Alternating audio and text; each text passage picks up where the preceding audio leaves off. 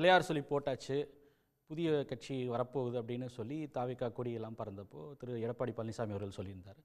பெரிய கூட்டணி ஒன்று உருவாக போகுது, கரூர் சம்பவத்திற்கு அப்புறம் பெரிய கூட்டணி மாற்றம்லாம் இருக்க போகுது, விஜய் வந்து அதிமுக பாஜக கூட்டணி வரப்போகிறார் அப்படின்ற ஒரு ஒரு மெயின் ஸ்ட்ரீமில் டிஸ்கோஸாக இருக்கக்கூடிய சூழ்நிலையில் விஜய் தலைமையில் கூட்டணி, எடப்பாடி பழனிசாமி தான் டெஸ்பரேட்டாக இருக்கார் அப்படின்ற ஒரு கூற்றை வந்து முன்வைக்கிறார் திரு டிடிவி தினகரன்.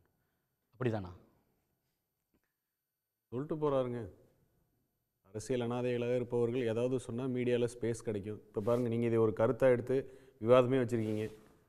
இதான் அதோட முக்கியத்துவமே இவ்வளோதான். இதை தாண்டி இந்த மேட்டர் விஜய்க்கு தெரியுமான்னு கூட தெரியாது. எதுக்கு அதை இப்படி ரொம்ப கஷ்டப்படுவானு? அரசியலில் ஒரு தாக்கமும் கிடையாது, களத்தில் தாக்கமும் கிடையாது, மக்கள் மனத்தில் எந்த தாக்கமும் இல்லாத ஒருத்தரை கொடுத்ததை வச்சு நம்ம இதுதான் உண்மையான பேசுகிற அளவுக்கு நம்ம வந்துட்டோமா என்ன? அப்படிலாம் இல்லை. அவர் சார்பாக வந்து இதே என்டிஏ கூட்டணி, நீங்கள் இருக்கக்கூடிய கூட்டணியில் கொஞ்ச நாளைக்கு முன்னாடி வரைக்கும் இருந்தவர், பாராளுமன்ற தேர்தலில் லட்சம் ஓட்டுகளுக்கு மேலெல்லாம் வாங்கக்கூடிய ஒரு கட்சியாக இருந்திருக்கு. அவர்களால் தான் பாராளுமன்ற தேர்தலில் பெரிய செட்பேக் ஆச்சு அப்படின்னு கூட சொல்லப்பட்டது. 2021 சட்டமன்ற தேர்தலில் கூட 20 தொகுதிகளில் பாராளுமன்றம் மாதிரி அங்கே அப்பவும் பெரிய பின்னடைவு வந்து அதிமுகவுக்கு ஏற்பட்டது காரணம் அவருன்னெல்லாம் சொல்லப்பட்டது இல்லையா? சொல்லப்பட்டது, கூறப்பட்டது, பேசப்பட்டது, தெரியப்பட்டது, இந்த மாதிரி யூகத்துக்கெல்லாம் பதில் சொல்கிறதுக்கு முடியாது பிரதர். களம் வந்து 2026 இரு திராவிட இயக்கங்கள், அனைத்து இந்திய அண்ணா திராவிட முன்னேற்ற கழகம், திமுக தான். இது வரலாறு, களமும் அப்படி தான் இருக்குது. இதுதான் கள யதார்த்தங்கள். இதை அண்டி அரசியல் பிழைப்பு நடத்த எத்தனைப்பவர்கள் வந்து என்ன வேணால் ஸ்டேட்மெண்ட் சொல்லலாம். ஆனால் இதை சார்ந்திருக்கக்கூடிய உண்மையான கட்சி, ஒரு கொள்கை பிடிப்புள்ள ஒரு கட்சிகள், இயக்கங்கள் இப்போ வந்து கணக்கு வந்து வேக வேகமாக மாறிக்கிட்டு இருக்கு. அது திமுக கூட்டணியில் இருக்கக்கூடிய காங்கிரஸ் ஆகட்டும், விடுதலை சிறுத்தைகள் ஆகட்டும், கம்யூனிஸ்ட் ஆகட்டும், அவருடைய அரசியல் கணக்குகள் வேக வேகமாக மாறிக்கிட்டு இருக்கு.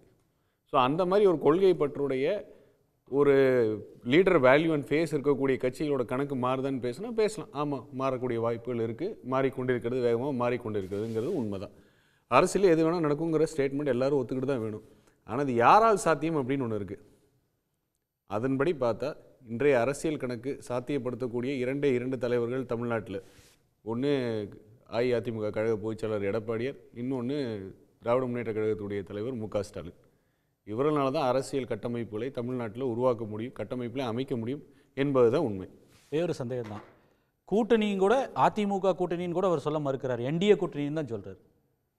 அதுக்கு நான் எனக்கு நீ அவரை போய் கேட்டுங்களேன். இல்லை, தமிழ்நாடு அரசியலை நன்கு புரிந்தவர் அவர் வந்து ஒரு எடப்பாடி பழனிசாமி அவர்களை அங்கீகரிக்க மறுப்பது வேறு. ஆனால் அவருக்கு தனிப்பட்ட முறையில் என்ன காரணமும் இருக்கா, அவர் தொடர்ந்து அவர் எடப்பாடி பழனிசாமி அவர்களை எதிர்த்து தான் பேசுகிறார்.